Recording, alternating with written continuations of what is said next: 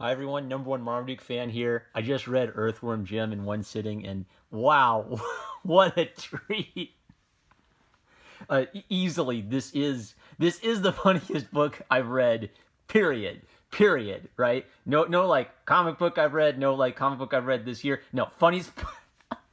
Great. All right. So the wait. I need to. Okay, I'm gonna tweet this at Doug TenNapel. So I need to say something to Doug TenNapel before he, I don't know, checks out to go not wash his hands and draw another 20 comic books or something. So I have nephews and nieces on the way. I'm so excited to be an uncle. I want to read Earthworm Jim to them, and so like a few weeks ago, Doug TenNapel, he's such a quirky boomer, so he was talking about how he doesn't think Earthworm Jim should ever be released on floppy because it's sort of like it's a discredit or something to have such a good hard comic he worked so hard on in a floppy format, so he wants it in this beautiful format. Doug TenNapel, please, please, please, let me give you more money. Please talk to Alterna or something and give me a floppy edition so that the 5-year-old kids with sticky fingers, they don't get to touch this book, right? I want the 5-year-old kids to read Earthworm Jim, but I don't want them to mess up my nice copy. Let me give you more money so I can give the little next generation an Earthworm Jim comic and let them get their messy little fingers all over that. So with that, Jim's the funniest book I've ever read, and of course it ties in with a lot of kind of Doug TenNapel's thoughts on the art of storytelling and the fairy tale specifically, where I've heard him talk about how he sees Spider-Man as a fairy tale. My guess is he would probably put Star Wars in the category of a fairy tale, and I love fairy tales and I love children's stories, and the things I've noticed that's kind of common to both of them is they're very simple, primal kinds of stories where it's almost like very immediate, boom, boom, boom, things are happening. And a lot of the German fairy tales especially have like a strong Christian redemption or resurrection or hope, redemption message to them. So obviously, Doug TenNapel, he's talked about his Christian faith openly. He's talked about, the influence of G.K. Chesterton and Lewis on his work. He loves that Lewis quote about how children's literature that is only for children isn't literature. Good children's literature should appeal to adults. So what I love about Earthworm Jim is like my inner 8-year-old, I never played Earthworm Jim as a kid, and this just like spoke to my inner 9-year-old.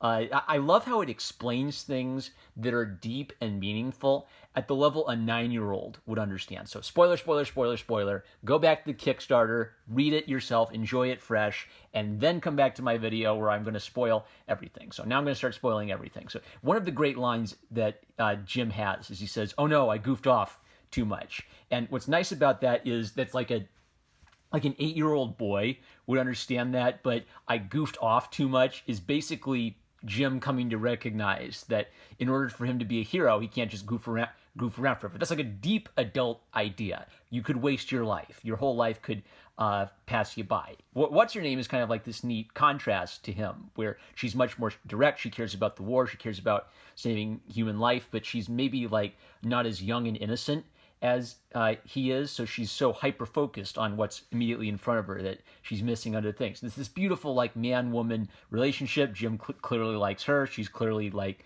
A, thinks he's immature, and B, is focused on the crazy war that's going on.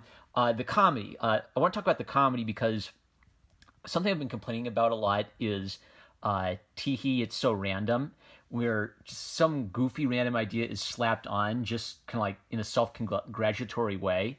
And what I feel like Doug TenNapel does is he has maybe a logical underpinning to the absurd premise. And like the best example I can think of this is the Monty Python Dead Parrot routine, where originally the dead parrot was going to be a car.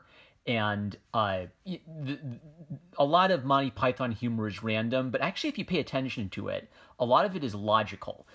Same with Who's on First. If you actually sit down and write out the whole routine of Who's on First, you figure out it makes logical sense, and then people make illogical assumptions about the names, and that's where the comedy comes from. So in a lot of Monty Python sketches, there'll be like some absurd little place, and then like the government official will start having a normal conversation, and then the absurd thing will come in, but they'll keep having like this normal logical conversation about that. So what's beautiful about that is the absurd thing isn't just there for absurdity's sake, it's there to provide a contrast with the sensible. And Jim's all this. He's got this stupid, goofy, cartoony earthworm head, right? And he has this cool, super strong, heroic body to him. So it's two things that are different from one another squished together.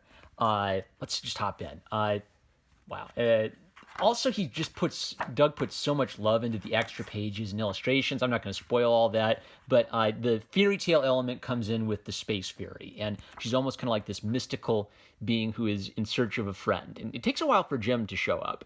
I like how Professor Monkey for a Head is basically, he believes that science itself is his moral justification to do whatever he wants. He can blow up planets if he wants because he's figured out how to do it scientifically, and so that justifies him in doing it. Princess What's-Her-Name is just... okay, I said I would spoil everything, all right? Spoiler. Princess What's-Her-Name objects because her evil mother, the queen, is basically going to blow up Equestria. Which is great, because it's kind of like a 2009, like, weird internet subculture, right? But it's just, like, such a great evil thing to do. Like, it's not just blowing up Alderaan. She's literally blowing up Equestria and all the pretty ponies on it. I just wish we could have seen the pretty ponies. But hopping ahead through the magic of the space fair, which is kind of like the fairy tale aspect coming into the sci-fi aspect of it. The suit lands on Earth, and a normal Earthworm is given the gift of life. And he's an idiot. Like, he instantly has, like, an understanding of, like, an adult vocabulary. He's very enthusiastic about life, but he's a dummy, right? And so a lot of the comedy of him comes from him being like a kid who's just enjoying life for the first time. He doesn't have adult responsibilities yet. I love how Doug TenNapel portrays Middle America. He just has like down-to-earth, kind of like redneck farmer types in the flyover states, and they're just like, it's just like a nice, gentle portrait of them. There's like a nice little scene where Farmer Jim like says a prayer before grace, and Jim asks, "What's God?" And he says, "God made everything." And then Jim, of course, being a goofball, says, "Even this plastic fork? Wow, God's great." It's just a nice way where, like Doug obviously is a Christian, but he works his worldview into the story in such a way. And I would say, like, a lot of the great stories throughout history, you know, have been written by Christians, have had Christian themes. So it's just very natural. He draws from this sort of like wellspring of great redemptive stories. And then he talks about his own faith, but he does so in a way that it's not preaching. He just fits it with his own quirky, unusual sense of humor. So a lot of the comedy from Jim comes from his goofiness, in contrast to her seriousness. Psychro is just kind of like, he's just purely motivated by hunger. He just wants to eat. And there's like this really sweet thing with Peter Puppy, where I don't know this game at all, but Peter Puppy is programmed by the Queen. And there's like this division between Jim and What's-Her-Name, where What's-Her-Name, even though she loves life, because Peter Puppy serves the Queen, she thinks that, well, we've got to take out Peter Puppy. And Earthworm Jim doesn't want to hurt a friend, right? So there's this wedge that's driven between them.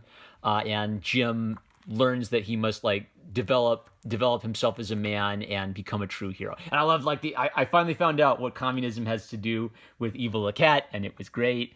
It's just a wild ride. Like, things happen at a quick pace. Like, just suddenly like something will be there. Like, Peter Puppy will just be there. He'll be in heck, surrounded by demons, right?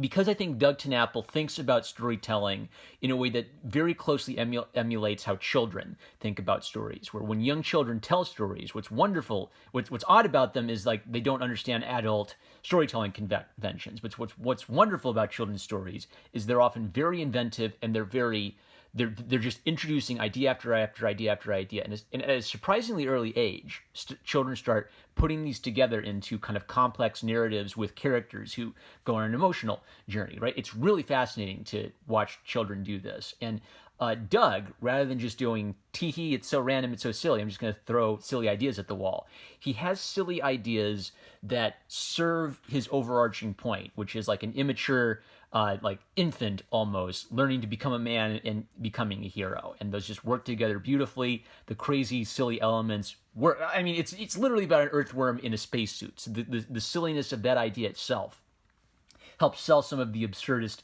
humor of it all. And I was just balling up, laughing, could not stop laughing. It ends up with like a great hook. So I'm betting there's going to be an Earthworm Jim 2. You should definitely back Earthworm Jim 1 on Kickstarter while you've got a chance. Don't miss it, guys. I am so happy I checked this book. Doug TenNapel, you weird boomer. talk to Alterna or talk to Antarctic Press or something and make a floppy edition of it, because I want to buy multiple copies of it to give to little kids. You have successfully created a story that is deep and meaningful about heroism and sacrifice that speaks at a level that a 8-year-old would love and understand. Good job. Best comic of the year. #1 Marmaduke fan. Love you guys. Catch you later.